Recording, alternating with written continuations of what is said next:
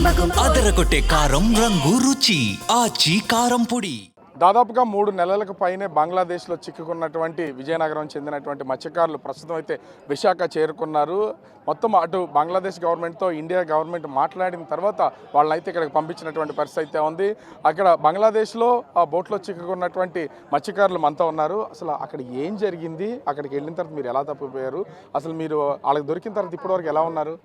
ఎలాగున్నామంటే అక్కడ బోట్ ఆగిపోవడం బట్టి పెద్ద డిస్టెన్స్ అయిపోయింది. ఈలోపు నేవీ షిప్ వచ్చి మాకు పట్టేసి ఈడ్చుకెళ్ళిపోయి అక్కడ జైల్లో నెట్టారు. అంటే అసలు ఎవరు ఎక్కడి నుంచి వచ్చారు, ఎట్లాంటి ఏమైనా అడిగారా మిమ్మల్ని? అడిగారు, మా విశాఖపట్నం అని చెప్పాను. ఆ లాంగ్వేజ్ భాష ప్రాబ్లం బట్టి మమ్మల్ని ఏది అడగలేదు. ఏది అడగకపోయి మమ్మల్ని షిప్ ఎక్కించి కూర్చుని పెట్టేసి తీసుకెళ్ళిపోయారు. అలా జైల్లో ఎట్టారు. అసలు అంటే అక్కడ ఎలా చూసారు? అక్కడికి వెళ్ళిన తర్వాత మీకు ఏమైనా ఇబ్బందులు ఏమైనా పెట్టారా, లేకపోతే బాగానే చూసుకున్నారా? వాళ్ళు బాగా చూసుకున్నారు కానీ ఇబ్బందులు అయితే ఎట్టలేదు. కానీ అక్కడ ఫుడ్ ఒకటే ప్రాబ్లం అయిపోయింది. అదొకటే ప్రాబ్లం. బాగా చూసుకున్నారు, ఫుడ్ ఒకటి ప్రాబ్లం అయిపోయింది. అంటే మరి అసలు ఇక్కడికి రావడానికి మీరు ఎలా వస్తున్నారు ఏంటనేది మీకు అసలు ఎవరు చెప్పారు, ఎలా తెలిసింది? మాకు ఎలా తెలిసిందంటే అసలు ఇక్కడికి ఎలా వచ్చారు? గవర్నమెంట్ ఏమన్నా మీతో మాట్లాడించిన, మీ కుటుంబ సభ్యులతో ఏమైనా ఫోన్లో మాట్లాడించి ఏమైనా చేశారా అప్పుడు అక్కడ ఉన్నప్పుడు, జైల్లో ఉన్నప్పుడు? అయ్యేటి చెప్పలేదు కానీ అక్కడ జైలర్ వచ్చి మాకు చెప్పేవారు, ఈ డేట్ని మీరు రిలీజ్ అవుతున్నారు అనేసి చెప్పారు. ఈ డేట్ని ఎలాగ వెళ్తారు మీరు బయటకు అనేసి. అసలు అక్కడికి వెళ్ళిన తర్వాత ఎప్పుడన్నా వీళ్ళతో మాట్లాడించారా మిమ్మల్ని, మీ కుటుంబ సభ్యులతో, మీ అమ్మతో కానీ మీ నాన్నతో కానీ? అలాంటిది ఏంటి మాట్లాడిచ్చేవారు కాదు. ఫ్యామిలీ ఎలాగున్నదో తెలీదు, మేము అక్కడ ఎలాగున్నాం వీళ్ళకి తెలీదు. అలాంటి ఫోన్లు కూడా వాళ్ళే లాగేసుకున్నారు. ఫోన్లు మాకు ఇవ్వలేదు. కొట్టడం కానీ లేకపోతే ఇంకా ఇబ్బంది పెట్టడం కానీ ఇట్లాంటివి ఏమైనా చేశారు అక్కడ బంగ్లాదేశ్ జైల్లో?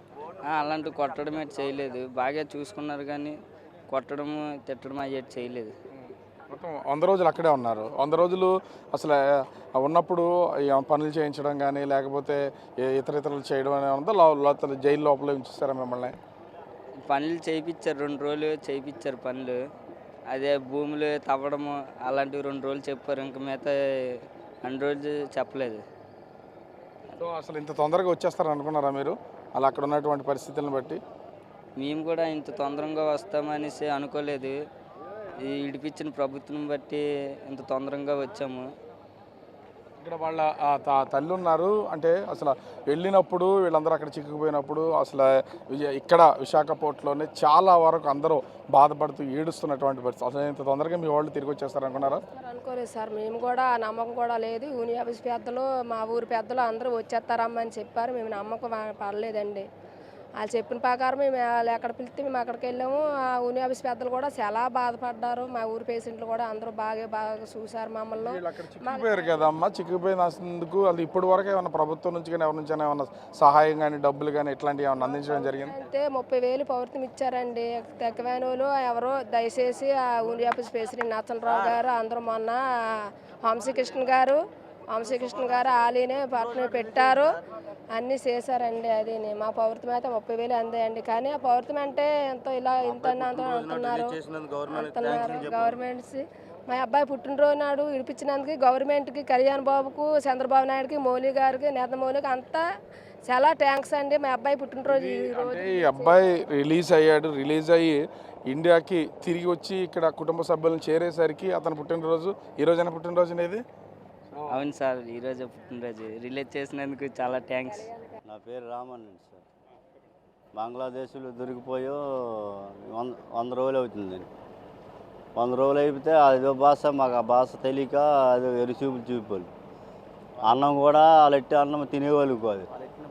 తినేసి వెళ్ళిపోయి జల్లేసి గొట్టమకి వెళ్ళి కూకుడిపోయి ఎర్రోళ్ళలాగా తెనసంతో కూకుడిపోయాలి బేడేసుకోవాలి.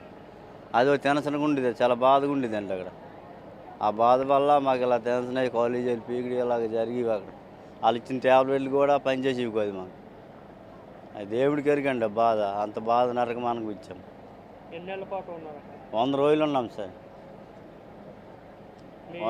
అంటే మీరు ఎలా ఫీల్ అయ్యారు అక్కడ ఉన్నప్పుడు? మళ్ళీ పంపిస్తారా? అక్కడ వరకు అవి తీసుకెళ్తారా బాగుమంతులు దండం పెట్టుకుని రోజుకున్నాం. ఏ బాగుమంతులు తీసుకెళ్తాడు, ఈ బాధలో మమ్మల్ని తప్పించేసి అని ఎన్ని దేవులకి దెయ్యాలకు దండం పెట్టుకుని వెళ్ళి అక్కడ ఫోన్లు ఇచ్చేవారా? అది ఫోన్లు కూడా అడిగితే ఎస్సీని అడిగినా ఫోన్ లేదనేసాడు, ఎవరు అడిగినా ఫోన్ లేదనేసాడు.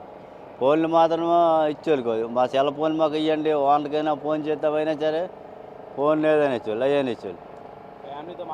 ఫ్యామిలీతో కూడా మాట్లాడినాక సమస్య లేకుండా చేసేవాళ్ళు అనమాట వాళ్ళు. ఆ బంగ్లాదేశ్ నుంచి తిరిగి రావడానికి సహకరించినటువంటి కుటుంబ సభ్యులకి, అదేవిధంగా ఆ ప్రభుత్వానికి, ఇక్కడ కొంత సహకరించినటువంటి అధికారులకి అందరికీ కూడా వీళ్ళైతే ధన్యవాదాలు తెలియజేస్తున్నటువంటి పరిస్థితి కనిపిస్తుంది. కెమెరామెన్ అజయ్, రాజు, బిగ్ టీవీ, విశాఖపట్నం.